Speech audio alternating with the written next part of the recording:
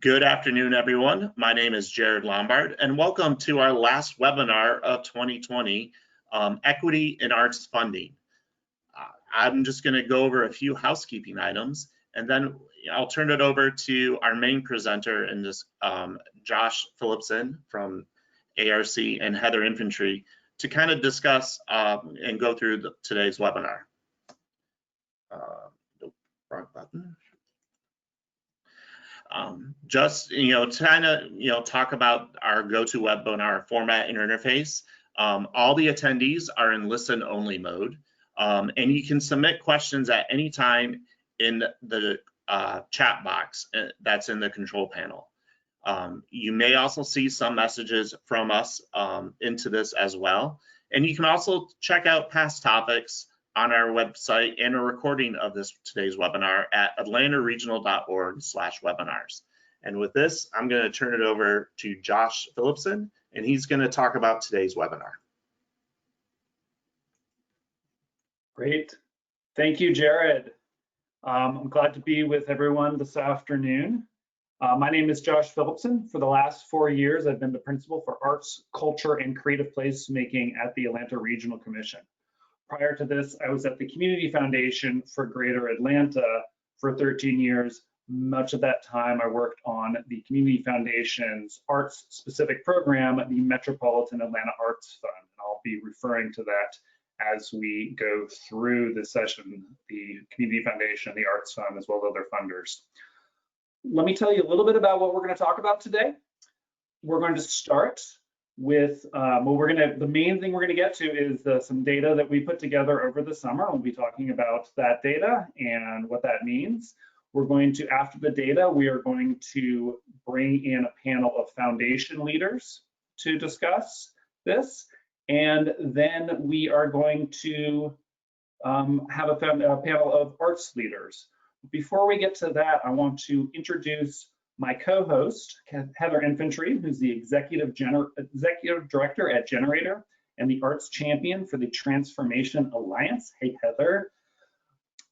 Heather and I have had the pleasure of working together on multiple forums, debates, committees over the years, and have teamed up again to ask the question, how are we funding arts, Black arts organizations in Metro Atlanta? Hey, Heather. Hey, Josh, thank you for having me, and shout out to the Atlanta Regional Commission for hosting this conversation. And I would be remiss if I didn't holler at Folashade as an alum of the Regional Leadership Institute, RLI, so big up to them. Yes, so the question, how are we funding Black arts in Atlanta? The scope of this question started small in reaction this summer to the Community Foundation's first round of COVID arts grants at the end of May, in which the foundation had awarded $580,000 to 11 arts organizations, none of whom, however, were Black-led, Black-serving. At this point in the pandemic, we were all too aware of the disproportionate impact COVID was having on Black lives. And so for the foundation not to make any sort of dispensation to Black arts organization, in my opinion, was a woeful oversight on their part, especially given how prolific our Black arts community is. But what I thought was an isolated grant-making misstep, I would later discover was actually a track record of redlining Black arts organizations. So like many of you, I took notice when Heather spoke up, and I thought about what is my role in this? I have worked in foundations, I worked for the Arts Fund, and I was in the room for many of the conversations and grant decisions. So I felt like I was part of this, that I had a complicity in the history of funding in Atlanta. So I just looked at what could I do? What is my role in this? What is the decision I can take that will address this? So I knew something about the history of the foundations and the Arts Fund. So I started doing research. I first looked at the Community Foundation's Arts Fund and what its history was over 27 years of funding. But shortly realized that was only part of a larger picture. So I expanded my research to what eventually became 2,400 grants from 27 local foundations over a course of 10 years of funding. I took this information, I shared it with the Community Foundation, and I shared it with Heather. Josh's research findings were foundational to this advocacy campaign that transpired over the summer. Not only did it expose a 27-year history of white organizations getting 85% of the funding, but a closer look at the community foundation's grant-making practices revealed requirements that were automatically disqualifying Black arts organizations from even being able to apply. So I galvanized the Black arts community to make the case, and in the process discovered a whole myriad of creatives, artists, Black organizations I'd never known, contributing to the vibrancy of this community, many of whom we'd like to share a little bit with you right now. What you'll see here is a sampling of some of the notable contributions that have received national and international renown. And even in the span of 2020 in a pandemic where there have been limited options for performing and live performances and that sort of thing, we are still seeing coming out of our community just a tremendous amount of creative genius and talent. Here is an image of Charlie Palmer, an Atlanta-based artist whose artwork graced the cover of the Time issue in July, America Must Change. Jelaya Harmon, the Fayetteville teen whose renegade dance spawned a viral sensation and prompted the New York Times to make its way all the way down to that southern suburb to tell the story. Our mayor, Keisha Lance Bottoms, pictured here in front of Shaniqua Gway's mural, which honors Black women throughout history as part of Glamour magazine's Women of the Year issue. And then Jericho Brown, an Emory professor who won the Pulitzer Prize for Poetry in 2020. And since we have Jamil Jude here from True Colors, I also want to shout out that Kenny Leon also received another nomination for his Broadway directing of A Soldier's Play. Of course, we don't just need to seek outside recognition from the New York Times or Time Magazine for the how great the arts are in Atlanta. We have a really strong, vibrant community of Black arts organizations. There are Black theaters, incredible theaters like New African Grove, Atlanta Black Theater Festival, True Colors. There are dance and music organizations. These are just a few of them. I have to say this, that we had a hard time choosing how many we could get onto the screen here. There are arts education organizations, and there are longtime arts institutions, National Black Arts Festival, Hammond's House, who have been doing this work for years and years and years. There's also individual visual artists who are working in galleries or on public walls. One of my favorites is Charmaine Minifield's piece in Hapeville on the side of City Hall down there.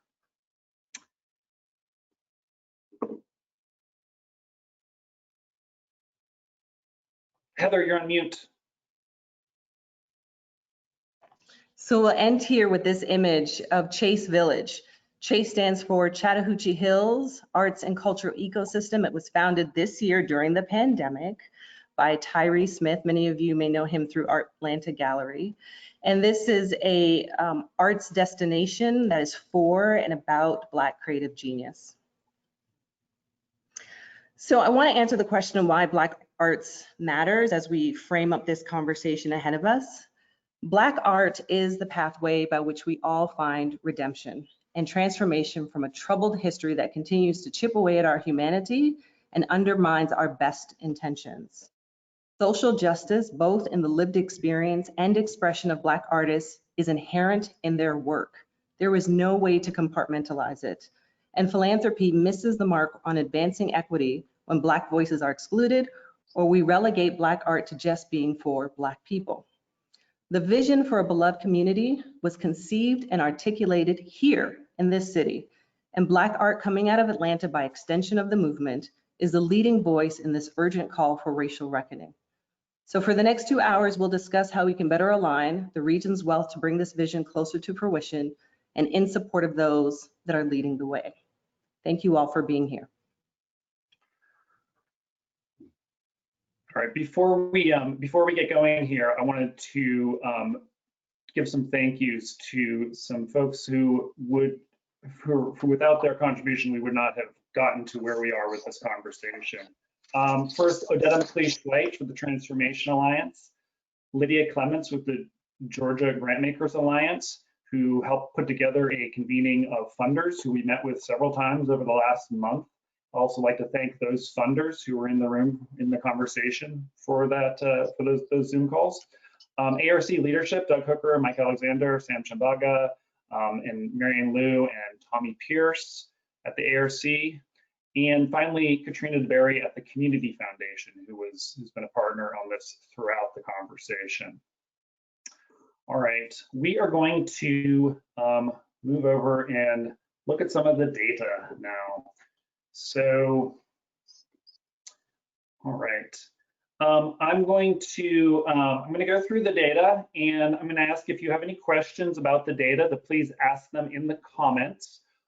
For right now, please keep those to clarifying, or the ones we'll address during this data is any clarifying questions, anything you don't understand about how the data came about, or what we're saying with it. We're going to have a chance to get to some of the meatier questions about the implications of this in the panels after the data. So you can ask the questions now. We might hold those questions until we have the panel, because honestly, the panels are much smarter about this than I am. They're living this experience from the foundation side or from an arts organization side. But I'm going to take you through a little bit of the data to begin with. All right.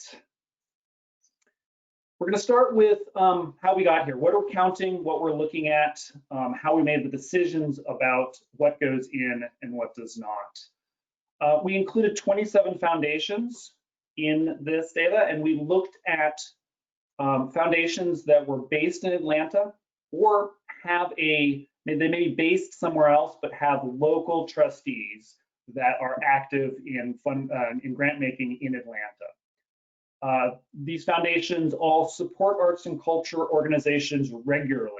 And by regularly, I mean at least 8 out of the 10 years we looked at, they've supported arts and culture organizations, and they averaged at least $100,000 a year in grants to arts and culture organizations.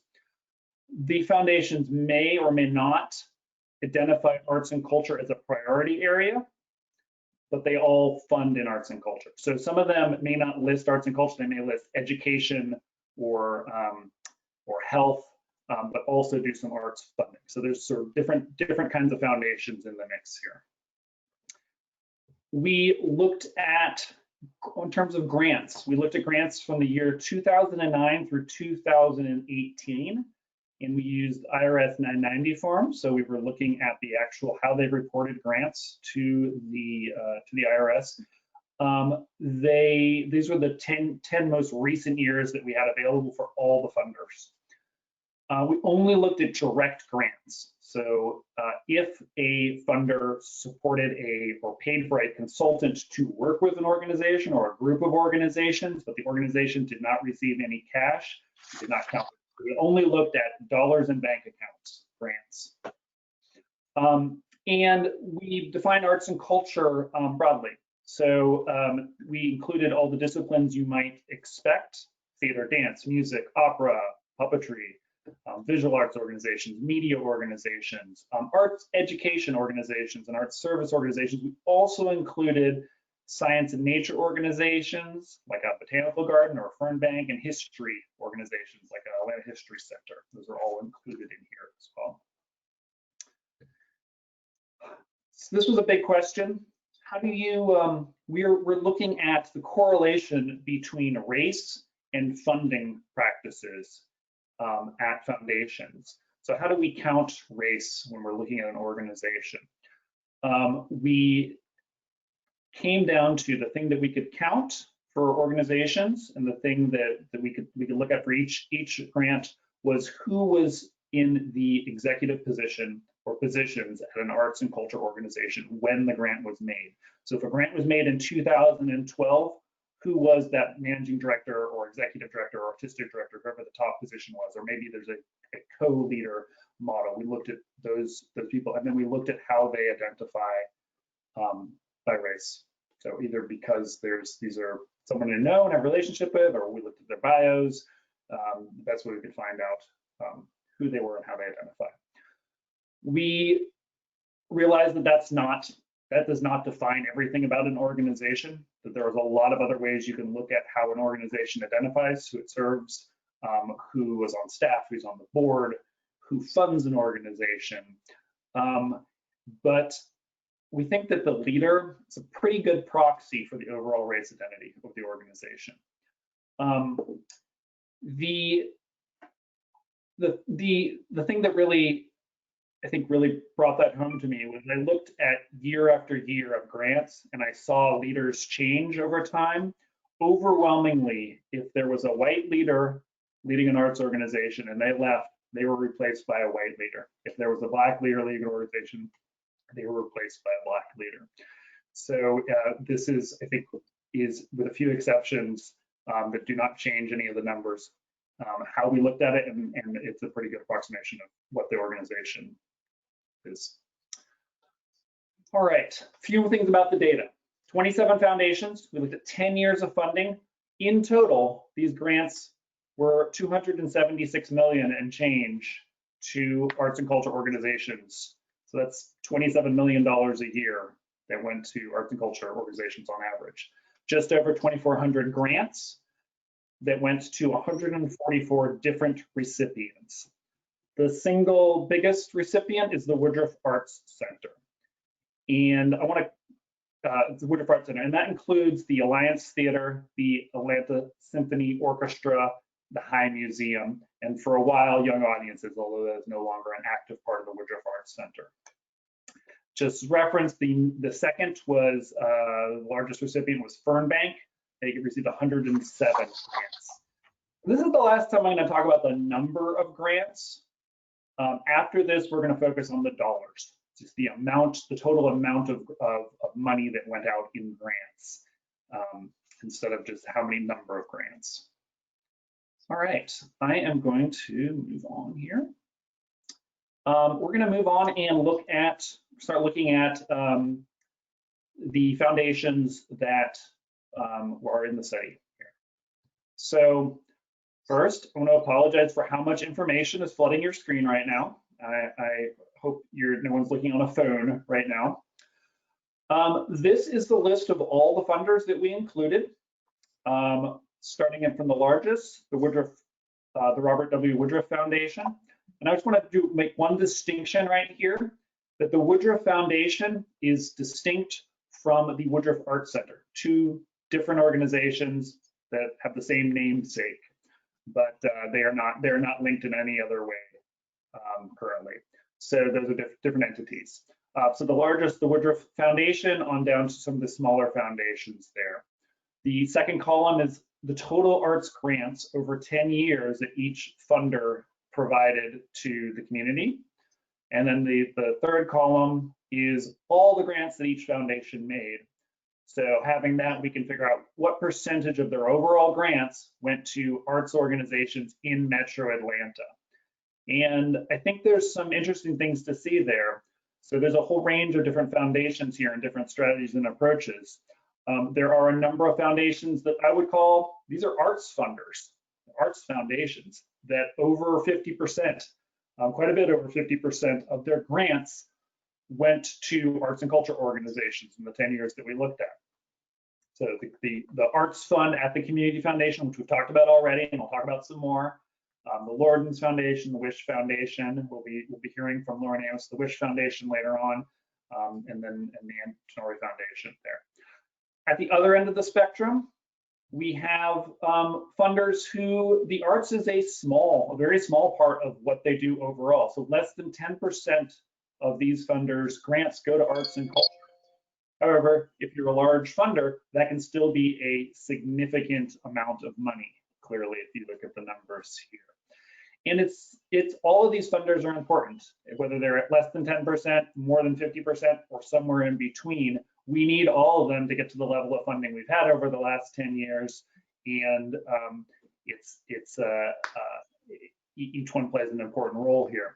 I do think that it means that there's different levels of interaction and strategizing for some of these funders. If your funding is only to the arts is only 6%, it might not be something you have an active strategy about as a funder. Similarly, a lot of these funders do not have large staffs or maybe even any real staff other than one or two people. So they don't necessarily have the program officers who might be getting into an issue in depth, especially in arts and culture. So that's a real lack that we have in Atlanta is people working at foundations who are experts in arts and culture. That's the thing that they do day in, day out that other communities might have. All right, we'll move off the funders here. We're going to now go to the sort of the main part where we're here. I'm not going to spend too much time looking into sort of all the other places we can go with the data. The main reason we're here is to look at what is the correlation between race of the executive leadership of arts organizations and how they receive funding, how funders choose to fund organizations. So these are the top recipients, grant recipients in this pool. So this is all the money that each organization received over 10 years put together. So we can see that the Woodruff Foundation, the Woodruff Center has received a total of $90 million. That's 32% of all grant dollars that went out from these 27 foundations, and that came in 190 grants. We also see some of our large science and history organizations up at the top, the zoo, the Botanical Gardens, Farm Bank, History Center. The National Center for Civil and Human Rights, I want you to note that there, the sixth on our list, about $8 million. We're going to come back to that in a little bit. But as you can see, these organizations are some of our larger ones. There's a few smaller organizations coming in at the bottom. One common thing these all have is that they've all had capital campaigns in the last 10 years, the 10 years we looked at.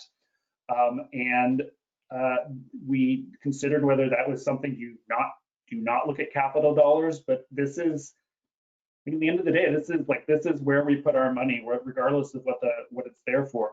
Also, you could not find a 10-year period where these organizations most of these would not have capital campaigns going on. That's how arts and culture organizations of this size do. You have capital campaigns on some regular basis. We're going to flip to the next 15, so 16 through 30 here.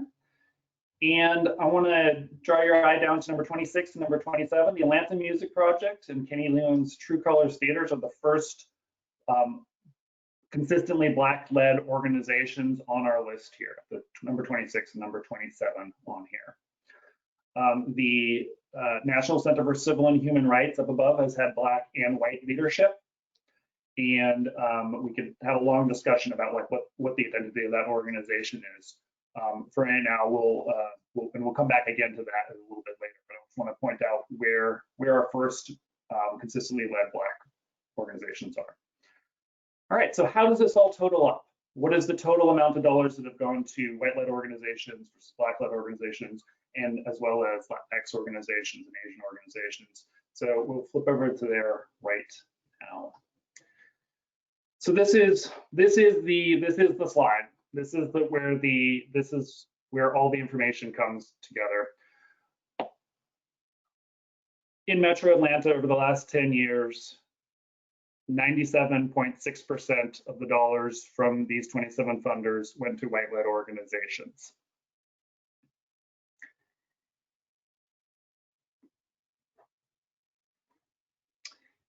We have 1.3 to Black organizations, another 1/3% to organizations that co-lead between Black and white. That is mostly a number of years of True Colors theater. And then everything else is very, very small percentage-wise. So what does that mean in terms of, how does that compare to Atlanta overall? So if you look at a 10-county region, our white population and Black population are nearly equal at 40% and 39%, just off by a percentage.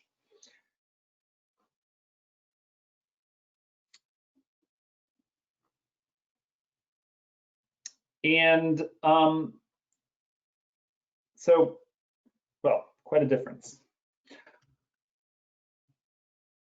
I've had several questions about what what does this mean? Like, how did you count this? What would happen if we, took out, looked at different size organizations? Like, how does this kind of data impact it? Or why did you count this organization this way? So I thought it was worthwhile to do a little experiment with changing some of the inputs on the data to see how it would change that. So if this is where we are, the way I've counted it, all the organizations, we're at 97.6% going to white organizations. So it's chosen by the foundations. Then what happens if let's take out the science and nature organizations and history organizations. Maybe those aren't arts organizations. Let's take those out. It changes it just a little bit. We're still at 96.2%. Okay, let's go back to where we started. Let's try taking out the Woodruff Foundations. So the two largest funders in our group is the Robert W. Woodruff Foundation and the Letty Pate Evans Foundation, which is linked to and has the same staff as the Woodruff Foundation. You take both of those out, we're still at 95.4% of grant dollars going to white-led organizations. All right, well, let's take the National Center for Civil and Human Rights. Let's just call this a Black organization, no matter who the leader is there. We're still at 95.1%. That does not change the numbers that much. Lastly, let's look at, we have a lot of very large organizations in there, and we don't have large Black arts organizations in Atlanta like we do with the Woodruff Arts Center or the Botanical Gardens. Let's take out any organization with budgets above 10 million. Just take them out entirely. So if your annual operating budget is 11 million or 100 million, let's take them out of the data and just look at grants to sub $10 million organizations. That's the only one that changes it really perceptibly, and we just get below 90%. So still not getting anywhere near what our overall demographics are for the region. So this is where we are with our with what we've done for the last 10 years. And I think it's important to acknowledge where we are and to think about like what comes next. But before I finish on the data, I want to give you one illustration of how this plays out. We're going to go back to where we started, to the Community Foundation's Metropolitan Atlanta Arts Fund. So the Arts Fund was started in 1993 to support small and mid-sized arts organizations in our region. And it's been successful. It's been very successful in helping grow and stabilize a whole tier of mid-sized arts institutions. New organizations seeking Arts Fund support must first grow to the point where they can support a full-time staff person. Have a staff person and pay them a salary, pay them a full-time salary. And that's a significant hurdle for any nonprofit. So since the Arts Fund began in 1993, there's been hundreds of arts organizations that have started from scratch. Maybe some of you work for them, or you certainly know of them. When we started this research in June, 27 of those hundreds and hundreds of organizations that had started since 1993, 27 of them have grown to the size where they could and did receive an Arts Fund grant. So they're younger than the Arts Fund. They've come up since the Arts Fund existed. Of those 27, only 3 were Black-led. The Arts Fund has been very important in the arts community. But when you pull the lens back to look at the whole picture of how we support arts in Metro Atlanta, here's what the foundation giving data shows us. One is there is no support for grassroots Black organizations to grow to the size of the Arts Fund so that the Arts Fund can support them. There is very, very little support for our established Black-led arts organizations from foundations. And there is no support to scale up Black-led organizations to compare with our largest arts organizations, arts institutions. Atlanta is not alone in this. nationally foundations of long chosen whites organizations and European art forms over Black arts groups. But locally, here in Atlanta, this is our charge. We need to acknowledge where we've come from, ask, which is what we're doing today, ask how we can do better, and don't miss any more opportunities to recognize and fund Black artists and Black arts organizations. So any questions about the data? I'm going to... So we have about 3 minutes left in this segment, Josh. Yeah. And there are some questions, although I think you may have answered some of them. Okay. I'm looking over here now too.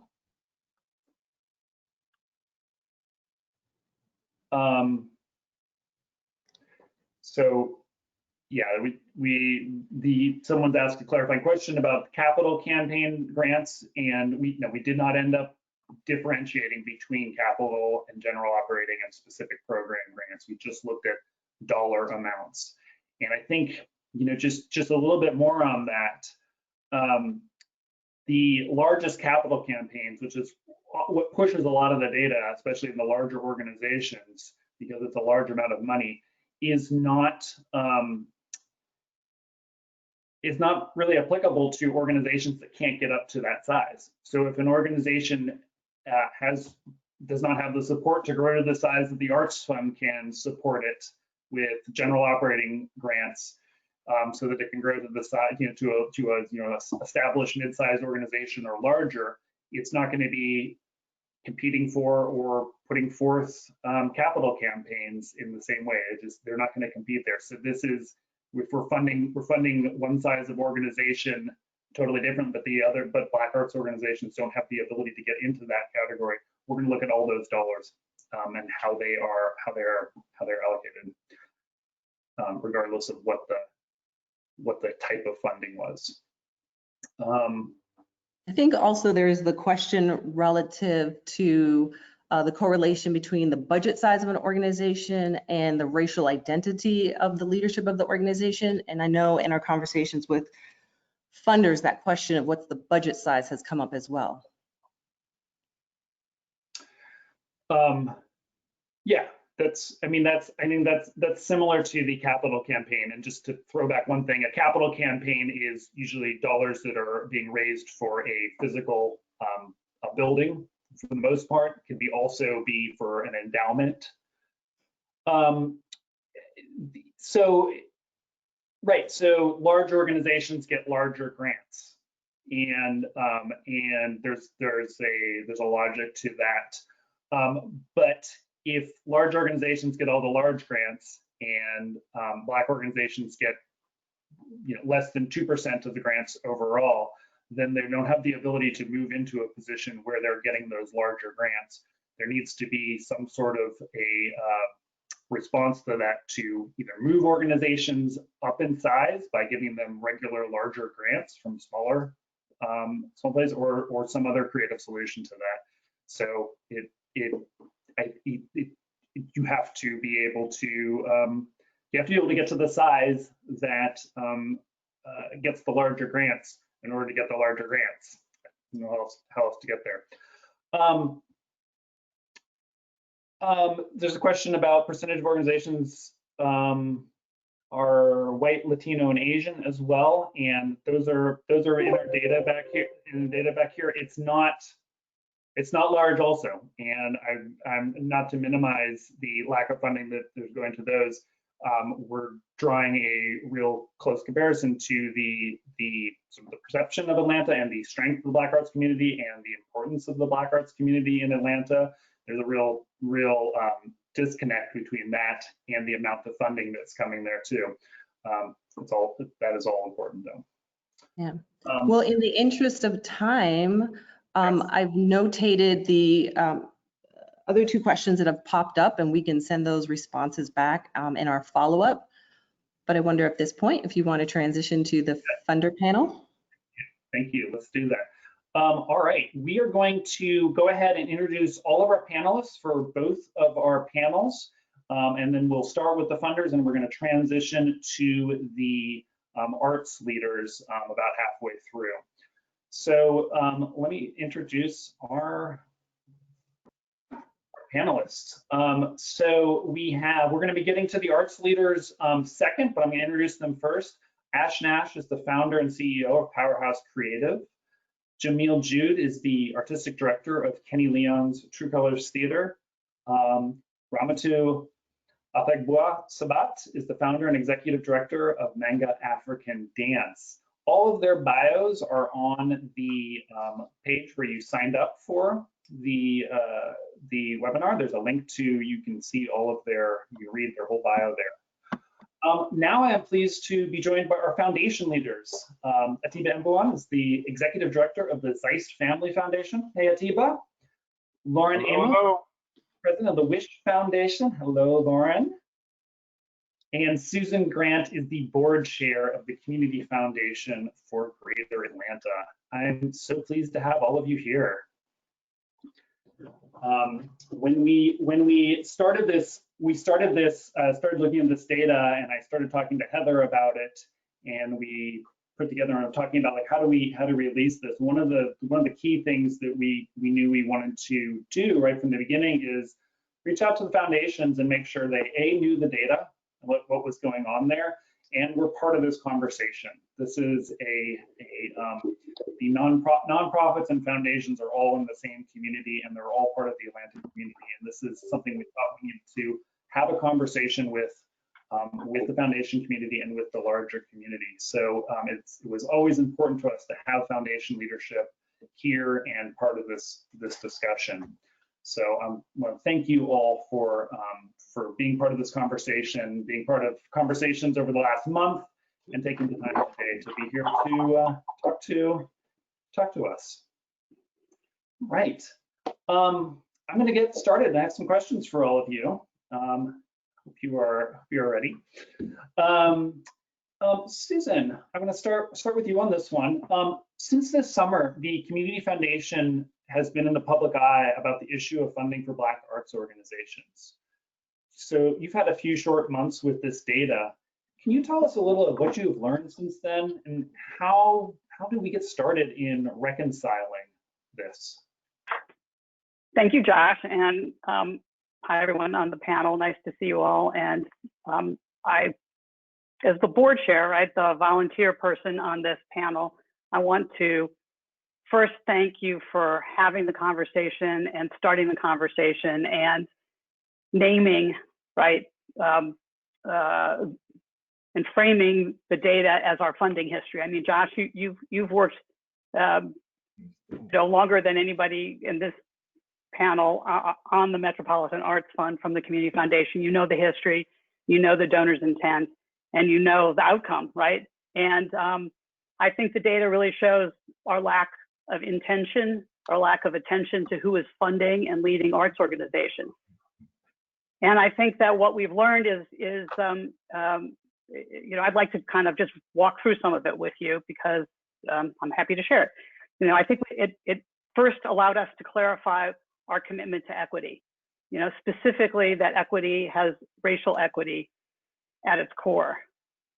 I think it's important to say that our intention is to support the Atlanta region's arts community, and which means not excluding Black arts organizations and not doing damage to the overall arts ecosystem. So when we saw the results earlier this summer, the first thing we did was we stopped what we were doing, right? We stopped the process that had been in place. And we made real-time changes to the underwriting criteria, which I want to just be specific about because we've named that a little earlier. We made the eligibility criteria and application process more accessible to more organizations.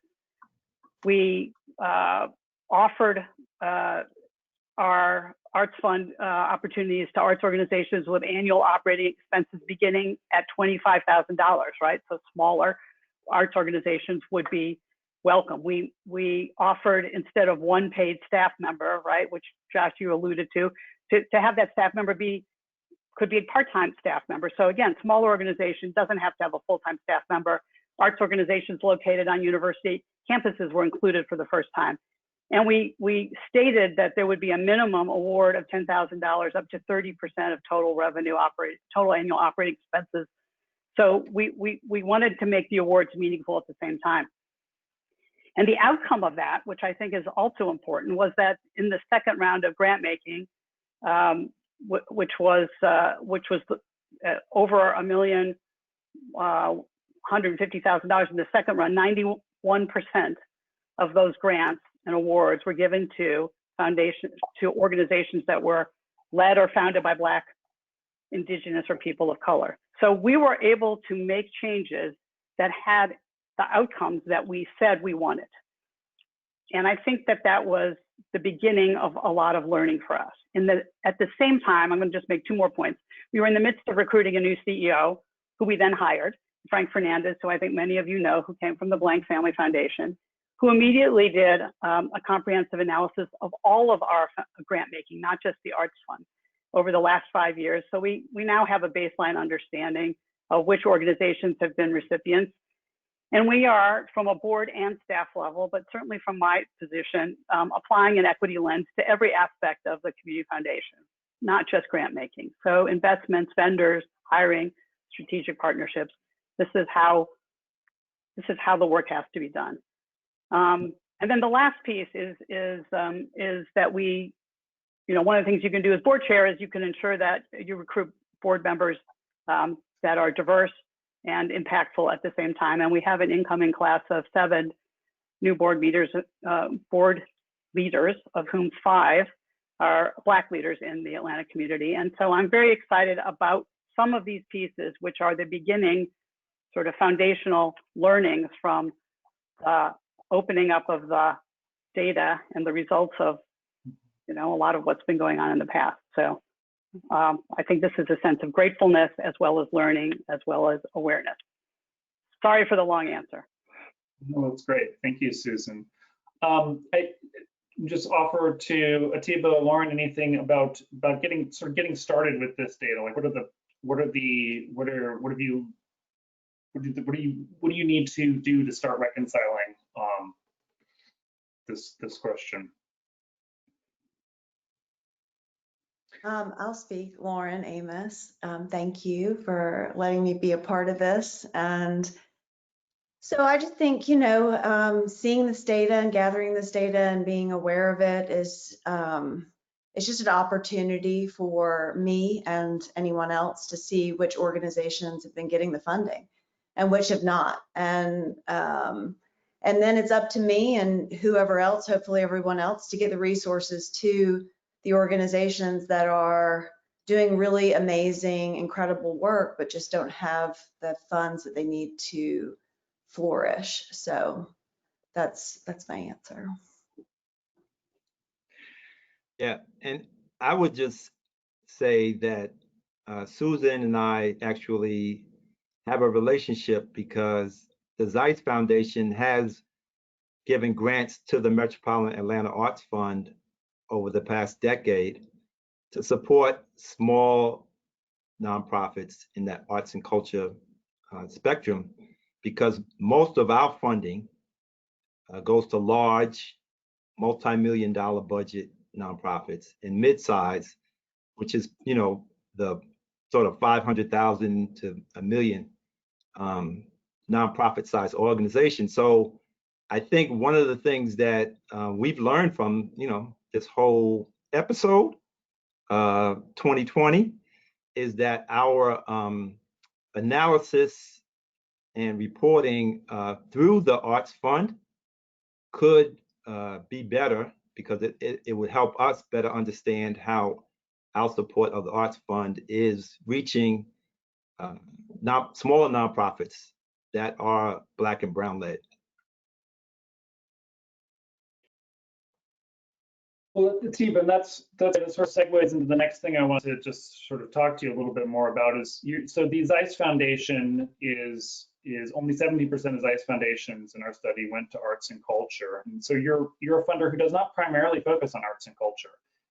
So can you tell a little bit more about that strategy of going through the Arts Fund and how you're looking at it now? Well, yeah, it was a couple of years ago. I think you organized an ALMA panel of arts funders, and you informed me that we were in the top 5 funders in Georgia in the arts. Top 3. And, yeah, well, I was shocked because, again, arts and culture is our lagging category. We most of our funding goes to health and human services, and then education nonprofits, and then arts and culture. And so when I found out that we were a leader, I realized we probably need to be more intentional about how we do that work. But what folks need to know is we do fund nonprofits across the state of Georgia, but we also have this place-based philanthropy that we've been doing in the Edgewood neighborhood for over 25 years. And in that work, we focus on smaller nonprofit organizations. And so, you know, it was probably 8 years ago when a small nonprofit that just started up called the Atlanta Music Project, we found out had arrived on the scene. And, you know, we provided them with some general operating support early on. And we gave them some capacity building to build out their board. And the thing that is not quite highlighted in the data is that the Atlanta Music Project was sort of incubated within the offices of the Atlanta Symphony Orchestra. And so I think, again, we need to also be able to pull out those instances where larger organizations are supporting some of the smaller nonprofits in a strategic way. But, you know, I would say our foundation staff and board, when we looked at the list, we were glad to see, you know, among those top 30 that we do support both the Atlanta Music Project and True Colors Theater. But I would say even with, you know, Kenny Leon's True Colors Theater, I mean, there was a time when Jen Dwyer McEwen was helping Kenny with that work. And so I think even an organization like True Colors Theater, at some point you could say it's Black and white led, you know, although right now it's clearly a Black led organization. So I think, again, we just, if we're going to dig into data, we're going to have to really do some digging. You know, we can't stay at the surface level. And I think for our foundation, we are just happy to be in these circles with arts organizations, with funders, with the Atlanta Regional Commission to really explore how we can do better. Great. Well, and we're glad you're here and looking at that. And I think there's a lot more nuance that we can look into in this, so that the ways we can explore the data, or ways that the data can be explored, whether that's us doing it or foundations doing it on their own, or led somewhere else in the community. And I'm glad that you're willing to and looking forward to doing that. I'm looking forward to see what comes of it as well. Lauren, you know, one of the things I noticed when I was going through is that well, first of all, the Wish Foundation stood as one that had funded more Black arts organizations, but I also noticed it's one of the younger foundations in the data. I think he had existed a few years before I started looking at the data from 2009. Could you share a little about your evolution as a funder as regards to arts and race? Sure. I started out in 2004, which feels like a century ago. And when I started out, I think I was young and I just kind of started funding things that were familiar. And I was working with the community. My family was involved in the community foundation and introduced it to me and for Greater Atlanta. And I started working with them, with Audrey Jacobs. She was my advisor at the time. And I started working with her and getting recommendations, like trying to kind of figure out what it is that I was passionate about, what it is that I loved, and then getting recommendations. And I think that relationship is what has been so great up until today, but has been just so great because as she got to know me, she got to know more of my interests. And she also knew that my personality is the type that I want to be pushed. And I want to look at organizations that were not quite funded to the extent that some of the other large organizations were, like the High Museum, for example, because I started there. And so, and as an entrepreneur, I have a sneaker store in Little Five Points. It's called Wish. And, I wanted to make sure that my customers, speaking of the High Museum, I just wanted to make sure that my customers were not only, welcome at the High Museum, but that were also engaged in learning about the same artist that I was. And, with Wish, I'm so grateful that, Wish exposes me to the interests of my customer base, my clientele, which is 95% Black men. And so, yeah, that's how it's kind of evolved, how it started and how it's evolved. And so, That's great. I think that that's an important story, and I mean I can't help but notice that you in addition, so you're really sort of like the next generation of funders in this group. Since, like I said, you're one of the younger foundations. So many of the other foundations have been around for many years longer, and are probably sort of from another generation of funding. So thank you, and it's one of the reasons we wanted to have you on here.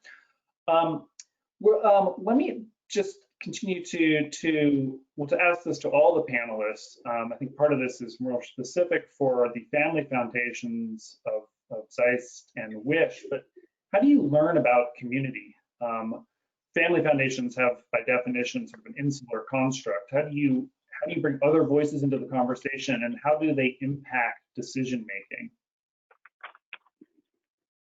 Tiba, do you want to go first? I just spoke. Yeah, so I have to say that I am an unusual suspect because I've been in this foundation world for most of the 20th century, so almost 20 years. But prior to that, I worked in the nonprofit sector on the service side. And I am one, again, who has lived my life trying to support young people in youth development. And I've always known that arts and culture is critical to young people, their engagement in life, their ability to express themselves. And so, I've experienced, in the time I've been in Atlanta, almost 30 years, I've experienced organizations firsthand. And so that helped me at the ZEISS Foundation, which, by the way, right now you could say the ZEISS Foundation is a Black-led foundation, but a year ago you couldn't say that. Right. And yet over the past decade, in my associate director role, I was able to help bring certain organizations to the ZEISS Foundation that otherwise they wouldn't have known about. But truthfully, we did consult with Lisa Kremens over the past decade for her advice on organizations that may not have been on our radar. And I mean, to give an example of an organization that I was aware of and had experienced and had high hopes for and lots of love is YEA, Youth Ensemble of Atlanta. But I was not able to advance them to the point of consideration until Lisa came along and sort of gave validation for our board members to say, okay, maybe we should check out this organization. And again, we end up doing a site visit and we end up, giving them a grant. But to me, it helps if staff members and trustees are in the community experiencing the various art forms firsthand, because there's nothing like the real thing. This virtual stuff is not the way to live. Yeah.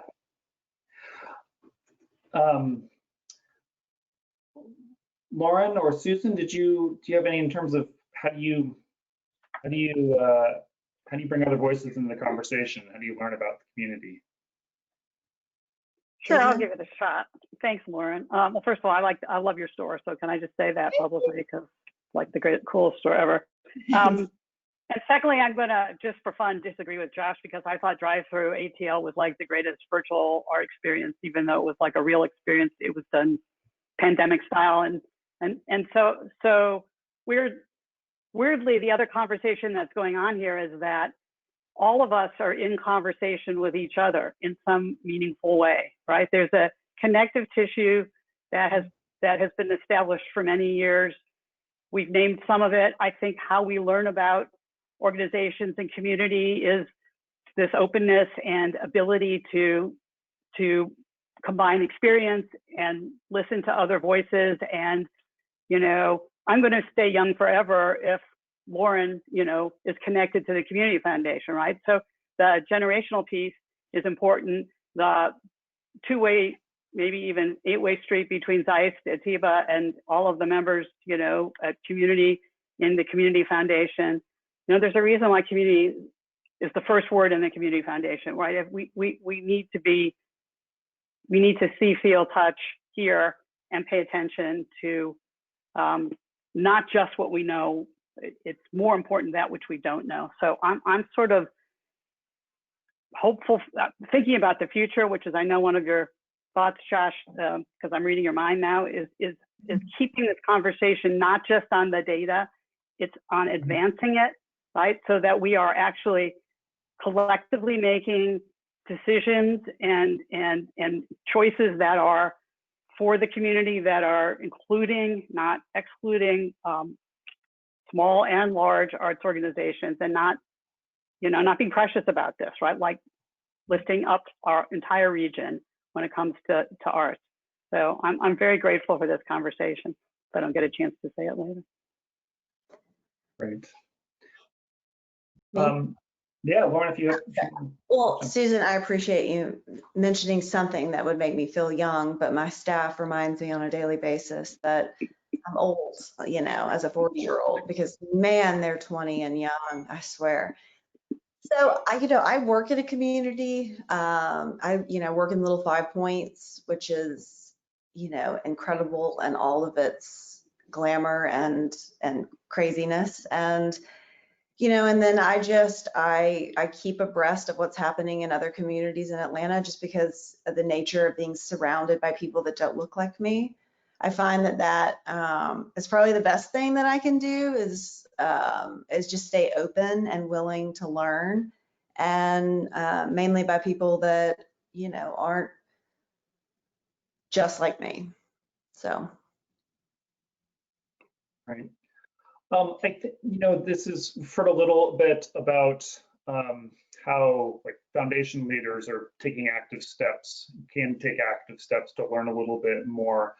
There's a question in the comments that was to this point, which is, so I think to what the arts organizations can do as well. We know that this is the foundation to make the active steps to make changes. Your arts organizations have been trying whatever they can try for ages. But is there anything, what is the best way to get foundations to have visibility to the work that Black organizations are doing? Is it through email? Do grant managers rely on recommendations from their board and trustees? Is there anything that arts organizations can be doing that they're not already doing? Or is it just a matter of listening to what they're doing? It's to any of you.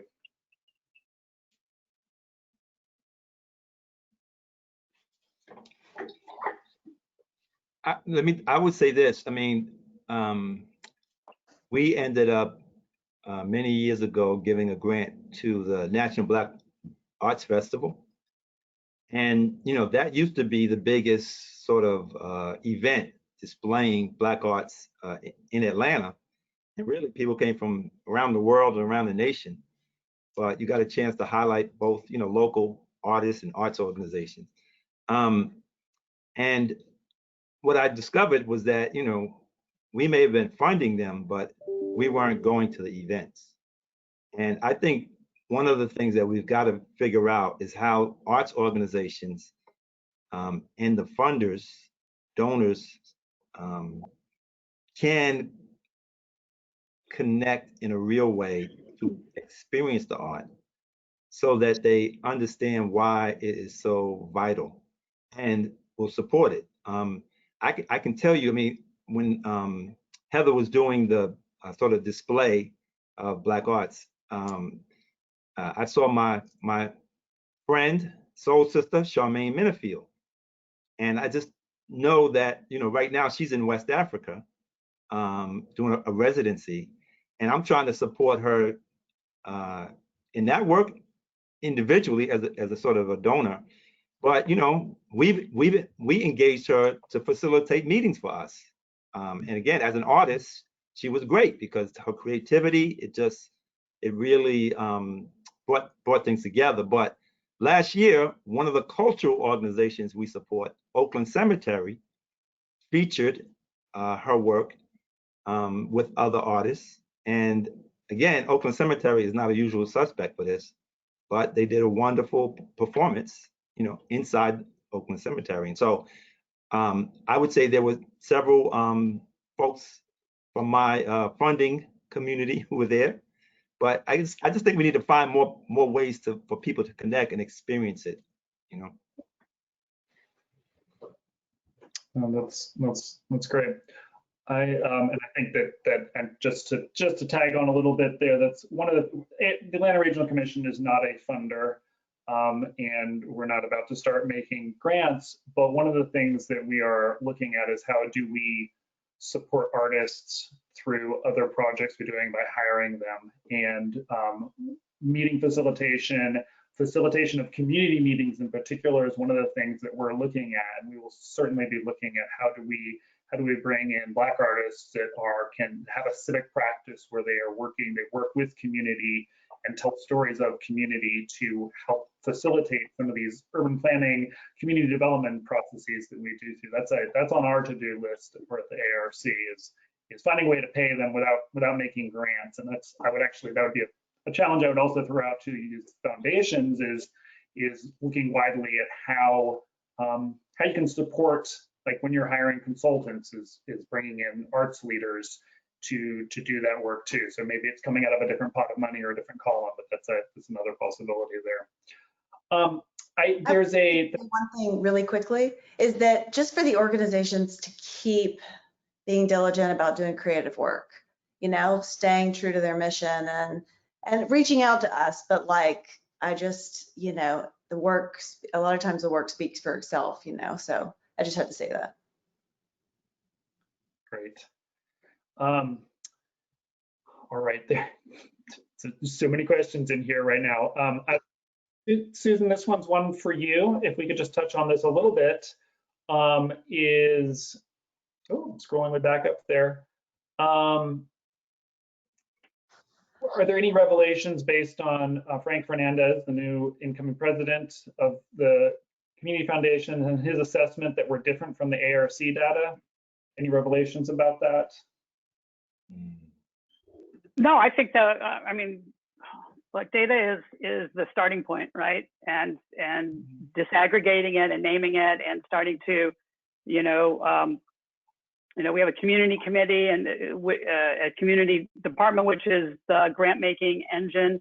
We now add for every grant before it goes to the board for approval, we need to know, is the board leadership, what percentage is Black, Indigenous, people of color, is the executive director or paid staff leader, Black, Indigenous, or person of color. We don't need to be searching for that data to make a determination. We need to know that data, right? So at the start, adding an equity lens to the process in each, in every way we go through this, I think is a new practice. It may be a new practice for other foundations, but until we named it, we weren't doing it. And I think not doing it turns out to be, is it going to give us enough information and data to make intentional decisions. And I think that it helps our staff and our board to have conversations that, again, need to be had, that we need to, not be afraid of discussing how we are doing with regards to equity, how we are doing to supporting all kinds of parts of our community. So we are at the very beginning. I think Frank is less than 6 months. So we recruited and hired through the pandemic in Zoom, just to let everybody know how much fun that was. We all met in real life one time, I think, outside with masks. And so that's interestingly possible. And we've been running the board and the staff remotely through all of this, and still, and beginning to do this work on equity in a very evidence-based, data-driven, but not just data, right? Data is, to me, foundational, and it's a good historical capture of how things have been, and the defining of where we want to go requires us to spend, a considerable amount of time and effort, and talk about the components of equity, much of which is centered around race. And so we are doing that both internally and at the board level and together, right? It's not one or the other, it is all of the above. And I expect that to continue with our partners and our funders and our donors. And the more we are having those conversations, the more we are being asked to have them. So we have an impact investment fund, which is focused, again, we're putting an equity lens on that. We have a giving circle and Spark, which is focused in Thomasville Heights, which is, specifically, moving towards, how does this feel from a racial equity perspective? So we are expanding the conversation, not limiting it. And I think that will be where we're headed. Great, thank you, Susan. And I want to pick up on just one thing you said that will also answer another one of the questions we have in here, which is data is only the beginning. And the question is, how is Black-led leadership being defined? Are board founders, directors taken into consideration of a nuanced nonprofit structure? And the answer is, the reason data is only the beginning is we pick something very narrow, executive staff leadership organization, and use that as a proxy for a much more complicated and something that can really only be done with a lot of conversation. Is just talking about, like, what does it mean to be a Black arts organization? What does it mean to be a white arts organization? What's the definition of one or the other? What does it mean to be a white arts organization led by a Black leader? We could not get into all of that there, so we used a very simple metric: who leads the organization, which I think has a lot of value as a proxy, but it's not perfect by any means. So yes, there's a lot more nuance out there. But if we all use that, right, as data points, that's going to help us in conversation with each other too, right? Sure. Yeah, and there may be a conversation around, like, how do we hone this? We make it a little more specific in some way or another, and that's certainly something we can do. But yeah, that's a good point there. I would like to say that in his first month on the job, Frank met with me and we talked about the whole issue around the Arts Fund and this equity challenge. So he hit the ground running. Well, we used it in our interviewing process, as it was real live, real time, and very important, right? It was critical that we address it. Well, that's great. We're gonna spend one more question, and then I have a sort of wrap up question at the very end for each of you. But first, I'm going to go one more question in the comments over here, and this is someone, I think, proposing a possible solution. Is there an opportunity for a dedicated arts organization incubator in Metro Atlanta to help nascent arts organizations grow from step 0 to 1 to mid-sized full staff? And I'm going to also sort of add the race layer on there. Is there one that's specifically for Black organizations as well? Answer it for either all arts organizations or Black arts organizations.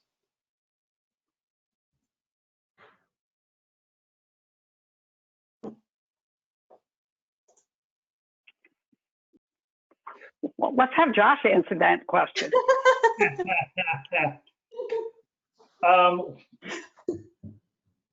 I mean, I think, you know, the way I would turn that question back around is what is the capacity and willingness of funders, you're only 3 of them here, to look at really creative, aggressive ways to answer this data.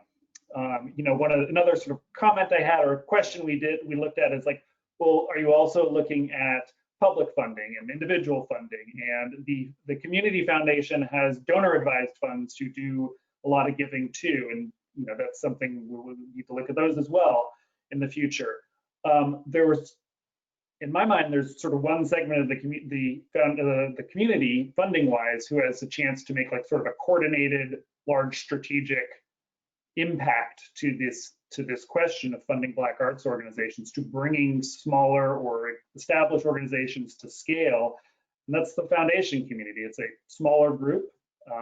Many of them have larger amounts of money. I know there's a lot of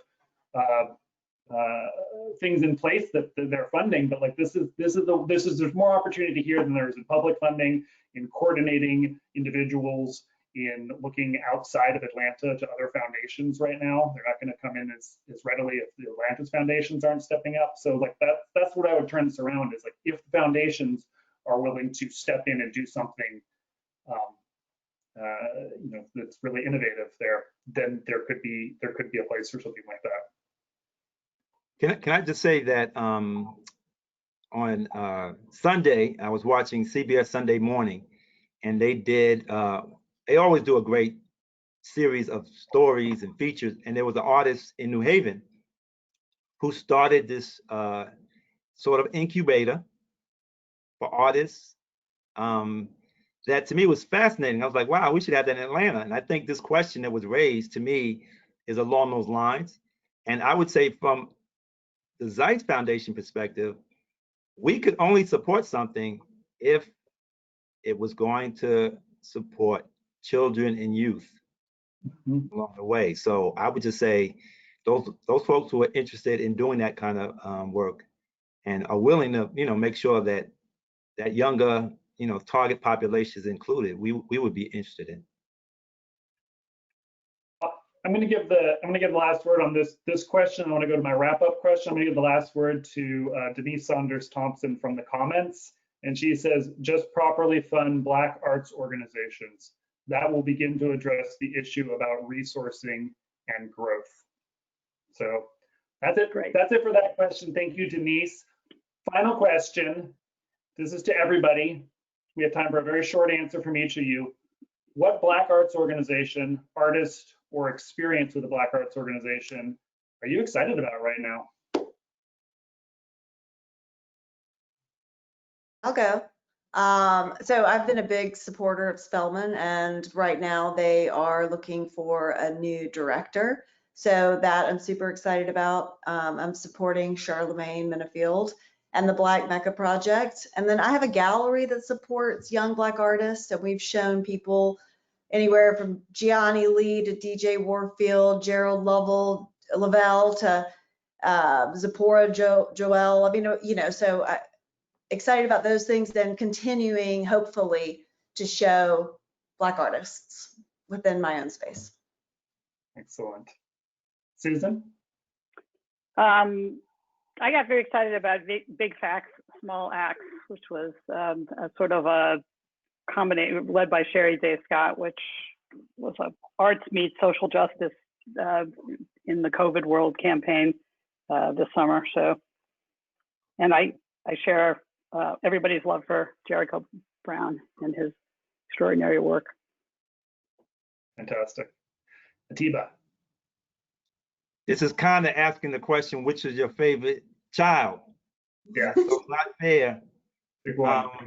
But I'm going to say that the Atlanta Music Project continues to be an organization that I love because of not only the way they engage young people and engage musicians across the spectrum, but it has constantly sort of evolved and innovated, so to speak, in a way that, to me, is just a great model for the 21st century, and a proof point that we need new organizations and we have to be willing to support them. So let the music play on. And I'm going to answer my own question, and this is just picking, again, this is just picking one, but I've been really excited watching the evolution of Chase Village, was the last slide we showed at the beginning, down in Chattahoochee Hills. Really a fan of what Tyree Smith has been doing, along with his whole team. It's not just him down there, and their vision for this creative campus out there in the woods, beautiful house, lake out there in the woods.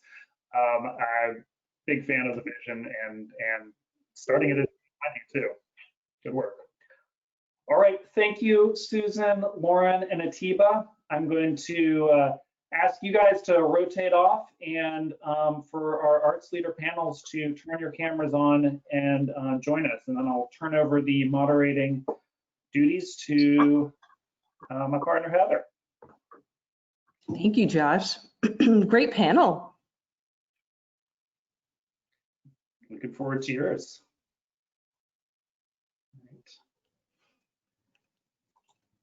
All Just right. waiting on Jamil. Hey, y'all, my people, how y'all doing? This is your time right now. It's all about Black arts. Thank you for being here. So we have Jamil Jude with True Colors Theater Company, Afegbua-Sabbatt with Manga African Dance, and Ash Nash of Powerhouse Creative. So excited to have you here. I just wanted to set off our conversation by defining Black arts, right? Over the course of the advocacy of the summer, this was something that came up, right? People were like, well, what's a Black arts organization? And I think at first I took exception to the question because it was coming in response to our sort of claim about the lack of funding that's coming our way, right? But I did the exercise anyway, and I wanted to share it for the group to provide sort of like a focus, because all three of your organizations really fall squarely into this definition. Black arts and cultural organizations are defined as organizations that in their creation, exhibition, and/or performance of art declare their Blackness and further identify it in name, mission, and/or target audience. These organizations are often founded and/or led by leaders of African descent. Does that match up with all of y'all? Pretty much. No lies detected. Where's the lie, right?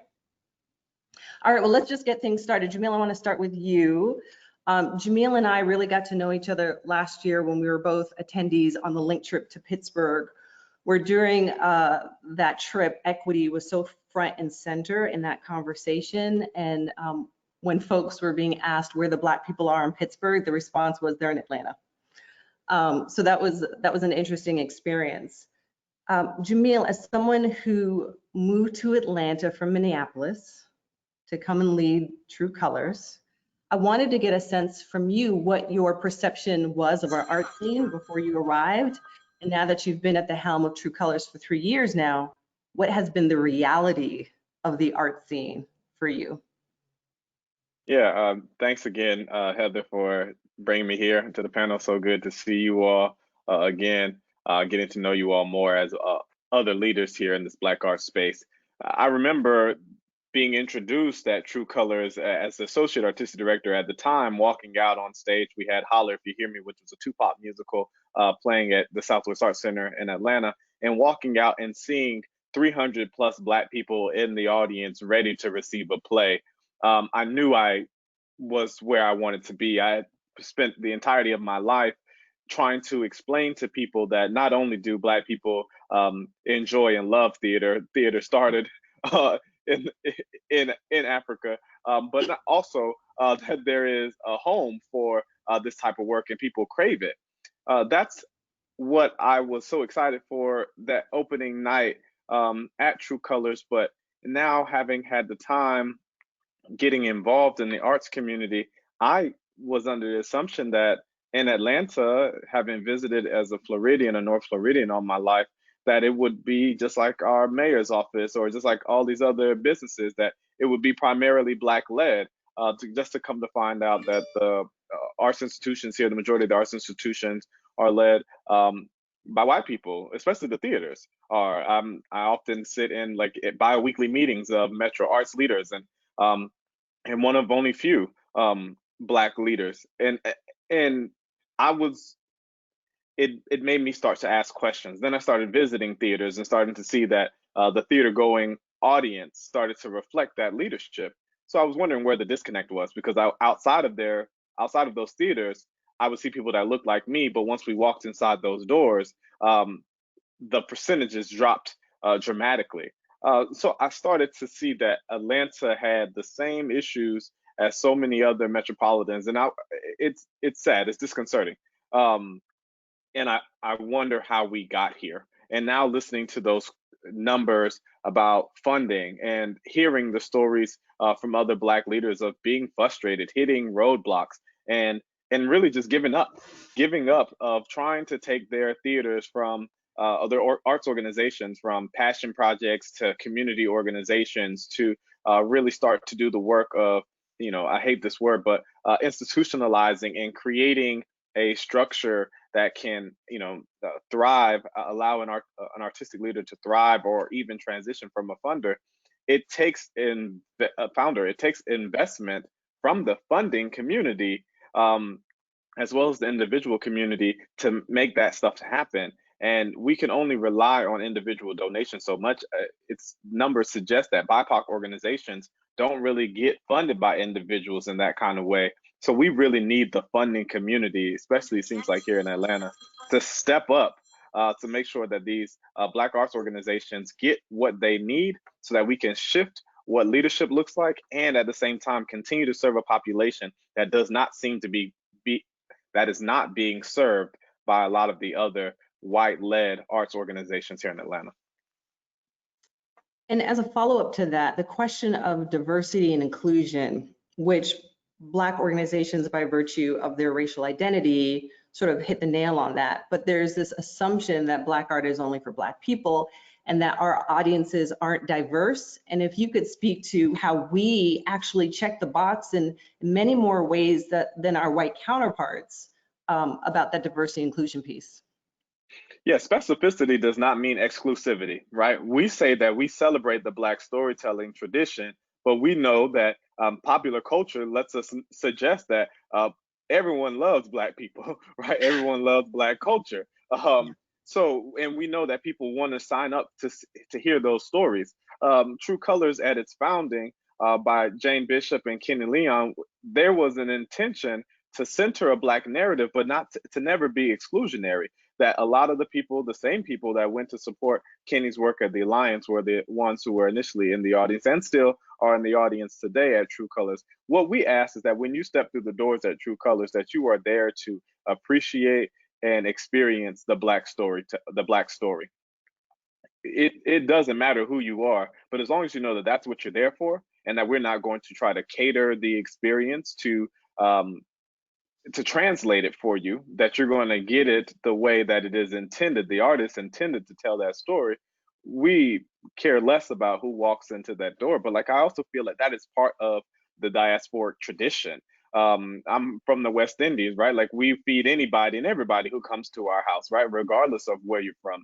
You're Trini, you're Jamaican, you come into a Centomian home, you're gonna enjoy that. And I feel like the same thing that is true for who we are as people. So it's never to be exclusionary. Actually, what it does is that it opens up a conversation, because it allows us to tell the complete American story.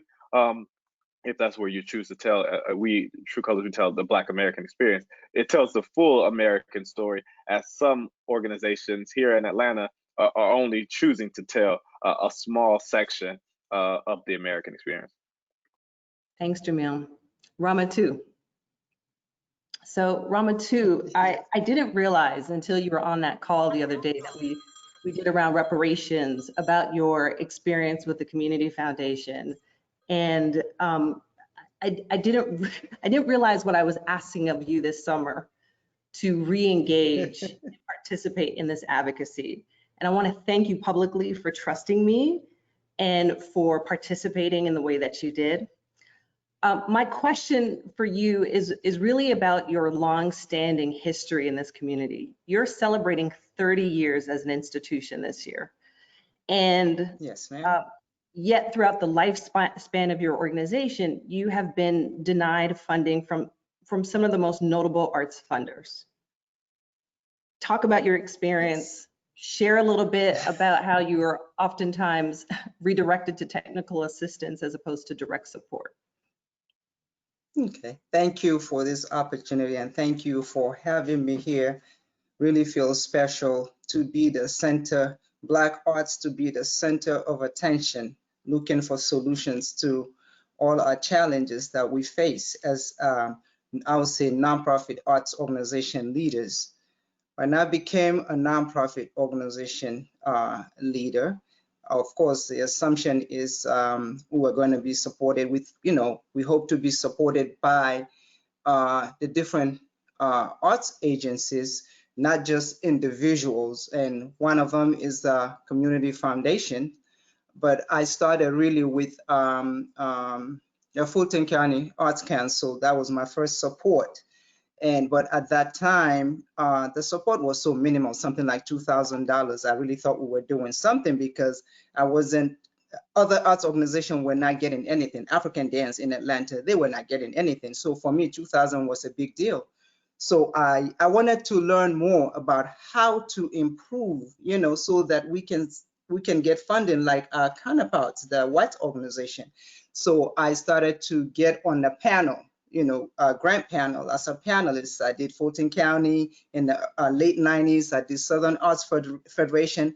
Anything I can do just to improve, what needs to be improved so that we can get funding.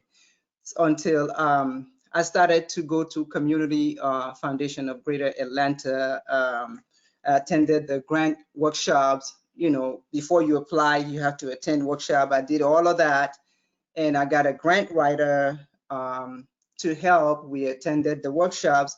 So when I applied, to my surprise, of course, we were denied. And then I did not stop there. I continued to self-fund my organization along with individuals that would give donations. The following year, we tried again. I tried maybe about 3 times before, well, I'll say I was excited when Miss Lisa Kremen advised that it's better to go ahead and apply for to the toolbox for technical support as opposed to operating. So we went ahead and applied, and they advised there was a plan that was issued to Manga African Dance that the first application for 2 years will cover for board, for us to have a giving board. That at the moment we don't have a giving board. Maybe that's why we're not being funded. And before that, I actually got a site visit from Community Foundation of Greater Atlanta. It was members, 12 people, including Lisa and Alicia, and 12 members, and talked to us, give advice as to what to do moving forward so that we can be in a better position to be able to get funding from them. And so we went ahead and applied for the toolbox. The first 2 years was to bring the board on, and a professional did that for us. We applied the 3rd year for the next 2 years, which was for to get our books in place through QuickBooks instead of what we were using. And then the 3rd time was going to be for strategic planning.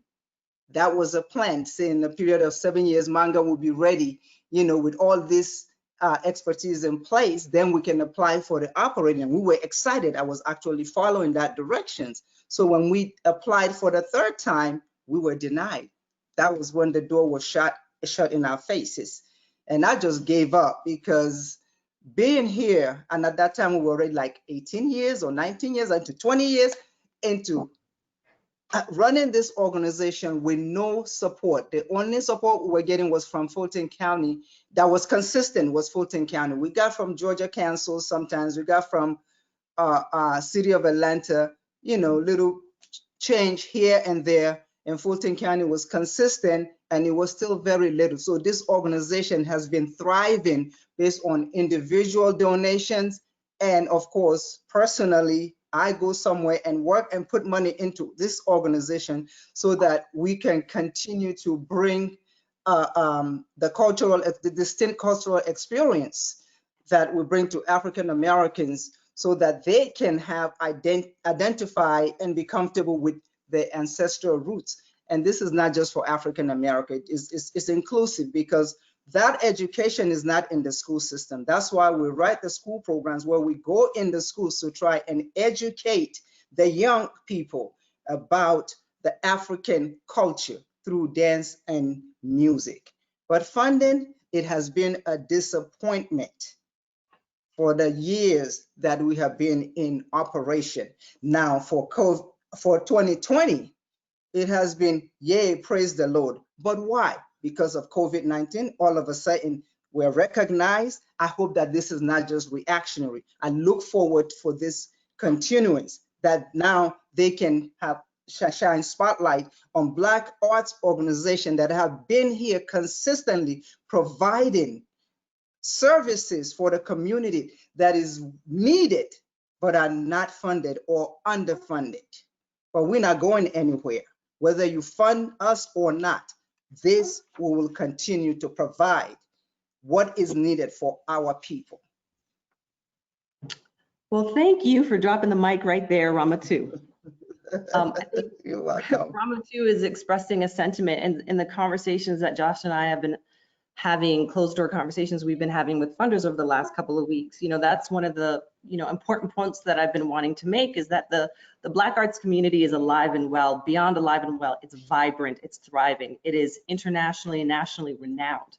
The question is not about funding saving Black arts, but working in partnership to realize the opportunities that are being missed, to advance and scale this art form in a way that helps us to reconcile just a lot of what has been missing in this facade of a city too busy to hate. I want to turn the microphone to my sister, Ash Nash of Powerhouse Creative. So Miss Ash, your work as a one-woman operation under the moniker Powerhouse Creative falls outside of these traditional models that manga and True Colors find themselves, but is so critically essential to the public art scene that you work in, and a lot of the arts management work that you've done with some of the most notable Atlanta-based artists that we have here in our city. I want you to talk about how you fund this work, the challenges of opportunities of funding this work, and how essential it is for us to create space for entrepreneurs like yourself that need to be responsive and on the ground. Sure. These are hard conversations to have. I want to start off because it's not a convenience, it's very personal for many of us here. The majority of the work that we do in public art and murals are often funded by, I had to get a fiscal sponsor, or hopefully a brand will reach out and toss us a little cash here and there to do these things, in which I have to run the numbers, because Powerhouse Creative is about, for one, Black artists authentically telling our stories, but also getting paid to create. So whereas you have many arts organizations in this city who are funded by non-Black leaders to kind of go, look what we did for Black people, and create something in communities that's not authentic, is a serious issue on an economic level. Our country was founded on slavery, where we're seen as 3/5, less than a whole human. And there was a system that was intentionally built to keep the history and information of our people out. When we were brought to this country, we were stripped of our identities, our traditions, all those things, which we are still to this day finding and trying to keep alive, as with mega dance and things like that, our traditions. In schools, children have been forced to cut their hair, our natural hair off, things like that. So it's important to me as another thing, you know, I'm the eldest living woman in my bloodline. My oldest daughter is 20 years old. My youngest daughter is 15 years old. We moved to Atlanta so they could see reflections of themselves. When we got here, we didn't see reflections of them. I had to create that myself and show them that this system, we don't accept this system that was built against us. In our lifetime, we weren't created for white comfort. We were created to thrive as a people. So you think about the psychological impact that even the word minority, it's literally saying we're less than, which is absolutely not true. So psychologically, we have to plant seeds, which is why I delve in public art so that Black creators are thriving, so that we're speaking our language within underserved communities. I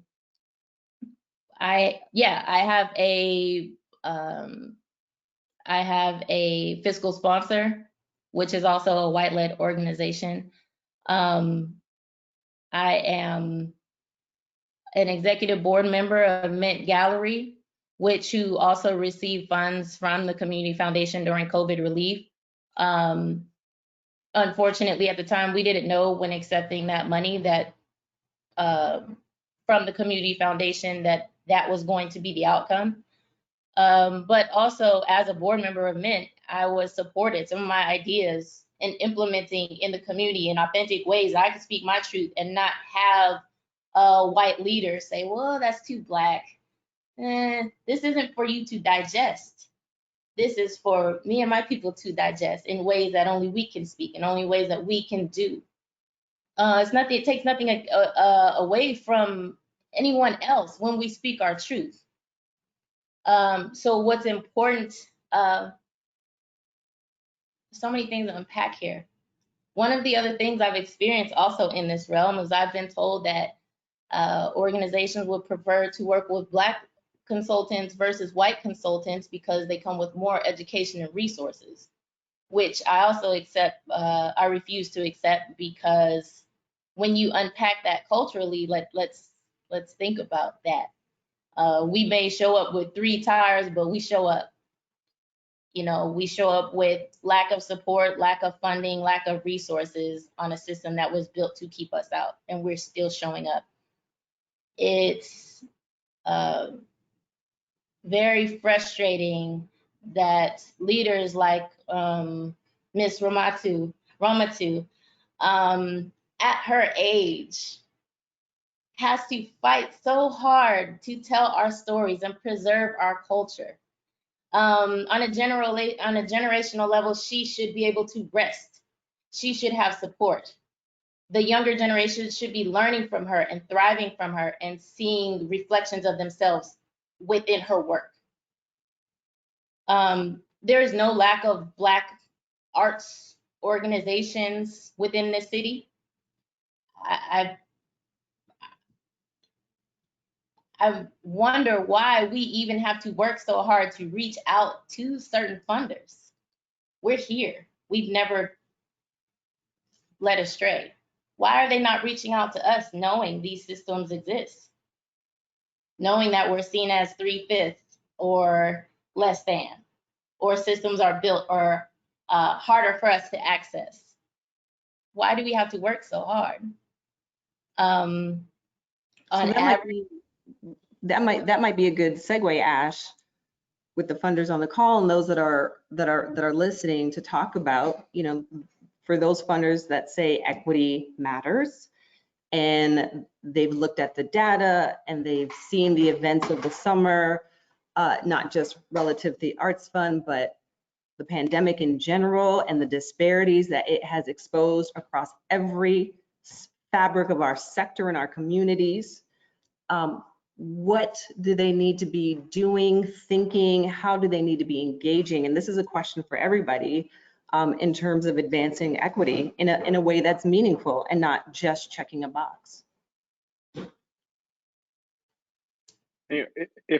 If I may, if it's okay, Ash, I'm sorry, I saw you about to speak. I'll let you go. Absolutely.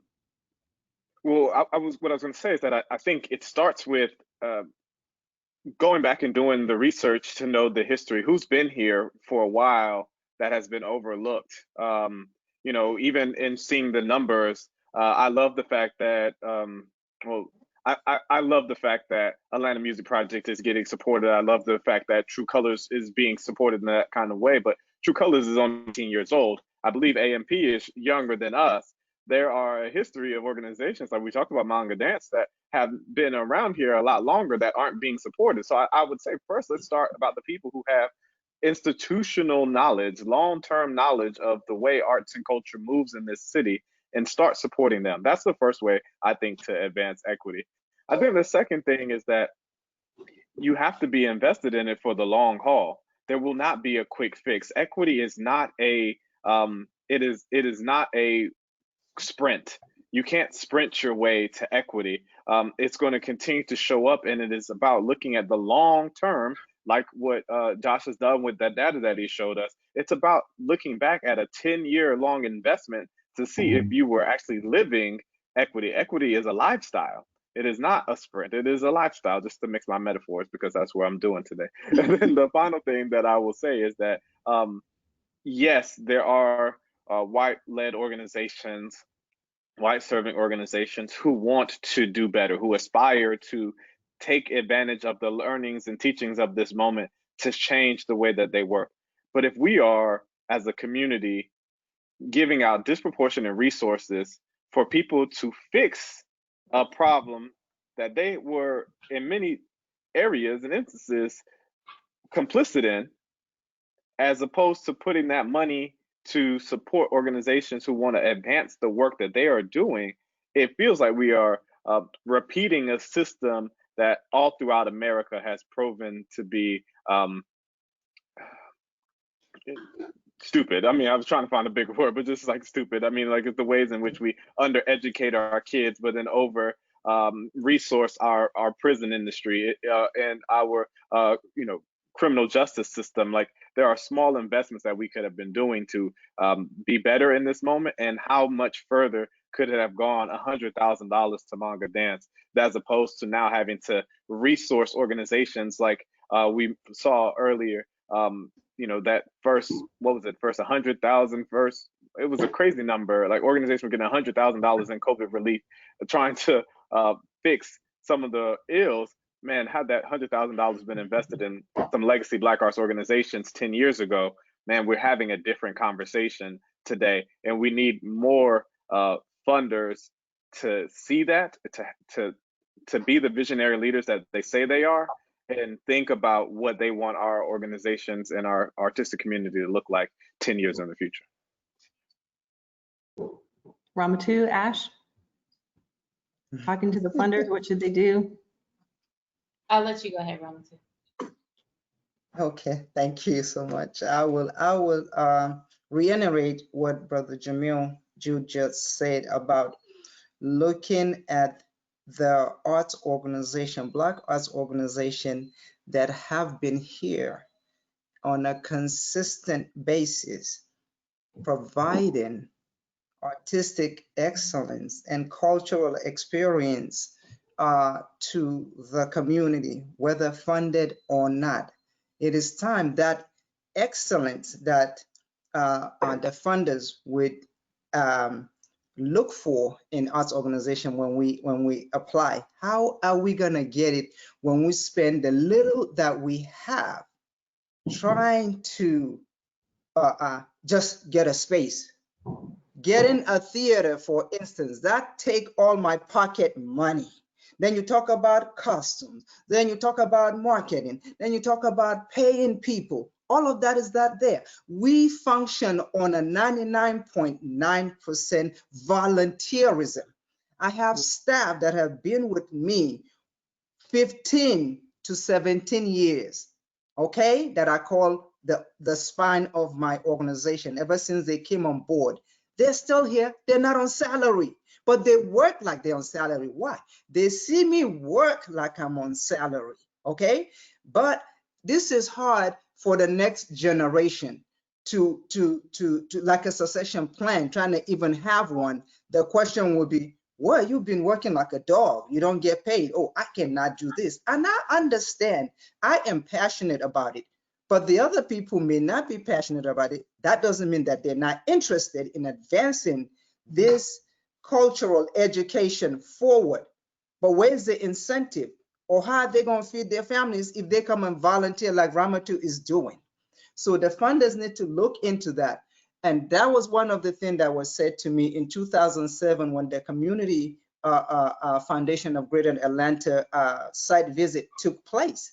I was told, oh, Ramatu, 18 years, we see all the achievement, that manga, all the accomplishment.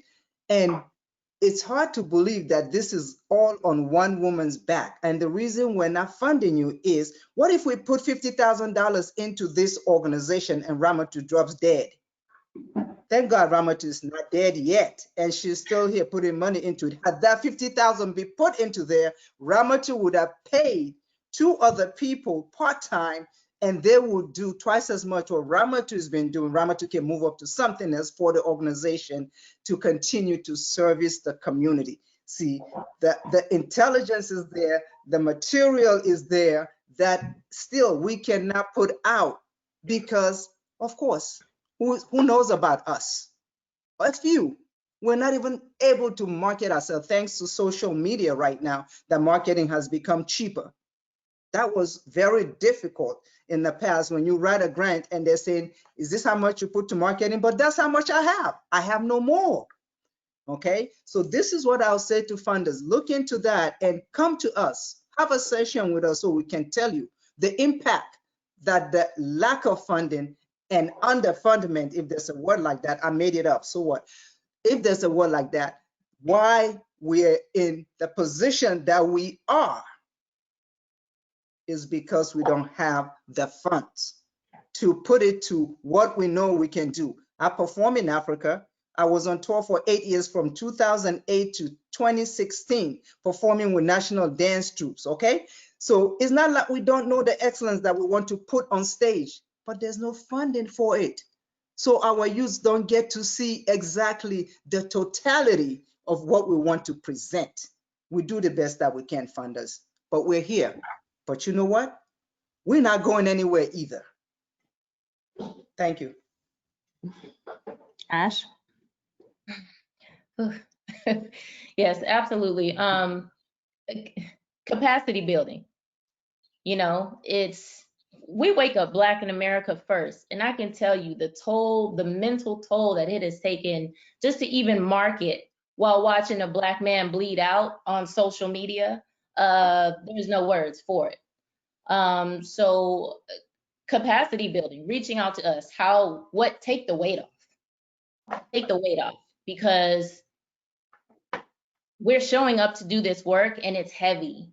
It goes beyond the convenience of, oh, that's so unfortunate.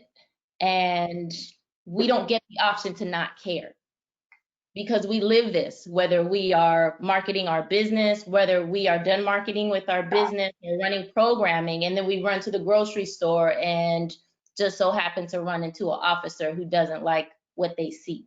We don't have that option. So capacity building to help us take the weight off, to build the systems. Also, you know, you guys have got to stop funding non-Black artists to create Black imagery and messages. Even in the space of public art, while everyone loves Black culture and outcasts some of our profound literary artists of our time, the Outcast mural that is in behind Wish Gallery, the imagery of those Black men and the campaigns around them were all created by white men. Economically, it doesn't make sense to hire non-Black artists to create Black work. Culturally, it doesn't make sense. We can't show our children, our youth have to see themselves, reflections of themselves doing these things. We have to have equipment to do these things. A decent mural project is going to be easily $10,000 to $15,000 or more on just equipment. we don't get that type of support to put these projects together. I have to pull a rabbit out to come up with ways that we can authentically tell our stories, and so that our youth gets to see Black women creating murals and being paid to create murals that I paid for out of pocket with very little support. We wrapped Flatiron Building for Juneteenth takeover so that I could bring to light our history. Juneteenth was just accepted as an official holiday in Georgia just less than 10 years ago. So to creatively tell these stories in which we wrapped the Flatiron Building, which the Klan used to operate out of for 15 years, we've got to get very creative in how this generation receives information and history. We need funding and support and capacity building. I'm a one-woman person. So, you know, it just depends on who can help, what's their capacity at the time. A lot of the work that I've done has gone international. I'm an organizer for Colin Kaepernick and Know Your Rights Camp, off of my brainchild, the Capper Bowl, in response to an artist building getting demolished. Being in the art of protest, which was recognized by Rolling Stone. Everyone loves the work, but no one really supports. So it's like, you love what we do, but we need real support, real capacity building to be able to, for Miss Rama to tell her stories, for us to absorb them in ways that resonate with us, that are digestible to us, for us to pass down. For my daughters, I am the eldest living woman in my bloodline. It's heavy, but it's also something that is so necessary to this next generation and the generation after that. There are thousands and thousands of well-qualified Black artists and creators in this city. Why is it that when major projects come up, we can only recognize a handful of them, or a handful of males, a handful of women? That's not okay. It's a disservice to our community as a whole. We've got to leverage those platforms. And that's all I have to say about that. Jamil, did you have a follow-up? Yeah, you know, just to what Ash was saying and what Sister Ramtu was saying as well, that this idea for just capacity building, you know, I remember as Josh was doing such a detailed job of kind of explaining the numbers and seeing what happens when you take out certain things. But, you know, there's something to be said about capital campaigns, right? Capital campaigns, like what's the reason behind capital campaigns? Is that someone is visioning the future of an organization, of an area or whatever. And they're asking people to trust that the vision that they have for that future is achievable. And I think what happens a lot of times with these, in these underfunded situations, is that there's a lack of trust, that there and it's unmerited and it's unwarranted. And I think that's the burden that Black arts leaders have to wear, is that we have to go out where it seems as if organizations there's a perception of trust with majority white institutions, regardless of histories of impropriety, regardless of histories of financial mismanagement that we've seen all throughout the nonprofit sector, all throughout the art sector, white-led organizations or not. But there's an assumption of trust with these organizations, that the public trusts them, that the board supports them, and that the board it will be well. But it's like, but that same assumption of trust is not shared to these Black arts organizations. And I think that's why we see that level of underfunding. And then I also want to also say, like, let's not digest and dissect the data to be like, okay, well, you know, have you considered this and have you considered that? Because there's no way that we're ever going to achieve what the demographics of our area suggest, no matter how you slice that data. And then if you are telling me that your effort is going to be different if it's only 70% white organizations that get funded versus 80% white organizations that get funded, that tells me that you're actually not into this. You're not actually invested in this. If that data change to finally get it under 90% makes you take your foot off the gas, then we're actually not having the same conversation. You are actually only in it for the sprint, and you're actually not in it for the long-term change. So I think those are the questions that we all have to ask ourselves. But for those of us who are culture makers, which funder communities are, individuals are, because I don't want to, I don't want to let individuals, not off the hook, but I don't want to not speak to individuals because they are funders as well. But if we are the culture makers that we want to be, we have to think about what are our motivations and really ask what are our concerns and how do we move past that. And it's not going to be incumbent on the Black organizations and the Black arts leaders to make that change. It is going to have to be on those who are making the decisions to get past their preconceived assumptions and move it forward. And that's, I get frustrated about it because I find myself and my leadership partner, Chandra Stevens Albright at True Colors, like we're asking ourselves these questions about what we can do. And like we're getting all this programmatic funding, but like we need capacity building, we need administrative, we need general operating so that we can actually hire people and then people can make decent wages and that we can actually give people health insurance. That it's a radical act to give Black arts organizations money so that they can actually give people to live, to have a standard of living. Like that's the type of vision that we need to be able to support arts organizations, not just so they can have programs to entertain us, but that the people working inside those organizations, the artists, can go out and have lives so that we don't have artists dropping dead at 57 and not having any health insurance to back them, but that they would have been able to have a retirement plan just like everybody else who are foundation heads get as well. So I'm gonna step back now, but like I just appreciate Get started. I mean, I think what you've touched on, Jamil, is so crucial to this whole conversation, right? Of any discipline that you can talk about, there is no shortage of Black arts in our city, right? There's no shortage.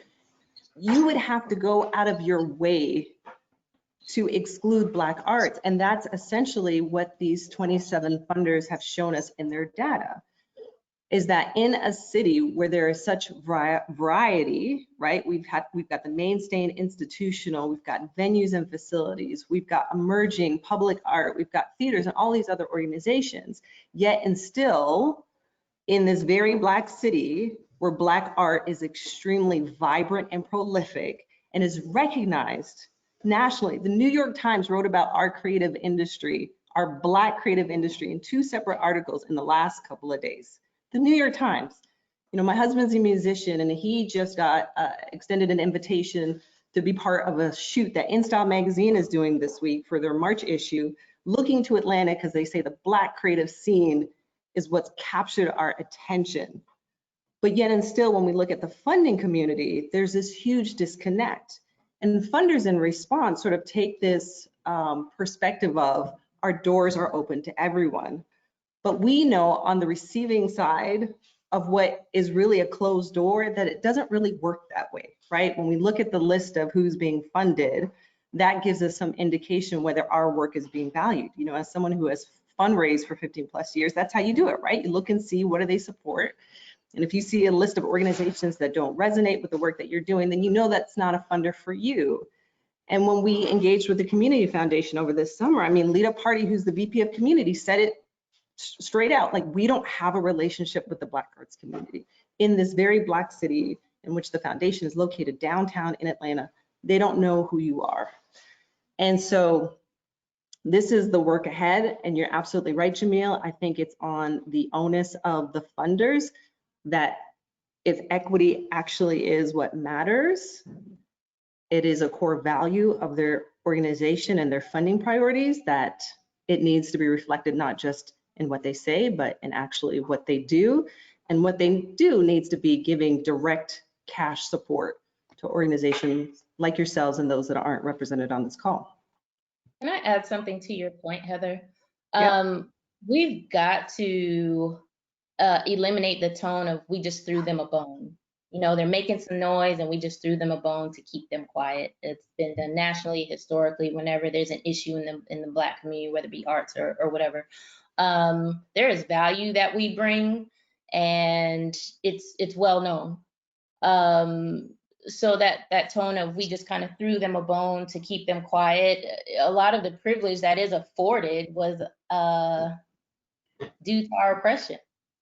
So it's not that tone of we just shot them some money and this will fix everything. Has got to, like, we have got to work together because we create a lot of international value and impact. Yes, and I'm sorry we didn't get to the question, Josh. I'm going to have you close us out. I know we've come to the end. I want to thank all of these panelists for your time, and we'll figure out how to respond to those questions in whatever follow-up that we do. But thank you all again. Thank you all. Thank you for having us. Thank you. Jamil, Ramatu, thank you so much for being here and speaking to the community about this. I really appreciate you being here. Heather, thank you. Thank you. Being a great partner in this. I want to thank you to our foundation leaders for being part of this as well. I want to leave you all with a couple things that are upcoming at the ARC and Arts and Culture, and popping up on the screen in a second now. The Arts Leaders of Metro Atlanta, the leadership program that the ARC runs, is just open application for 2021. It's going to be a very different experience than Alma has been in past years. It's going to be all online and narrowly focused on arts and community development. We're looking for a cohort of artists, arts administrators, designers, urban planners, local government officials, and Alma alumni. This is a new thing, so if you've been through Alma before, this is something you could look into as well. So it would be a cohort that's coming together to look at arts and community development together. You can also always take a look at our arts, culture, and creative placemaking plan if you haven't before. All of that is at atlantaregional.org/arts. Those Alma applications are open. They close on the 22nd of January. Sessions March through May. A lot more information there. We'll be looking as everything and how equity in the arts flows through everything that we do. And I thank you all for being here. This will be recorded, it has been recorded, and will be available in the same place that you registered probably tomorrow. Thank you all. Have a good day.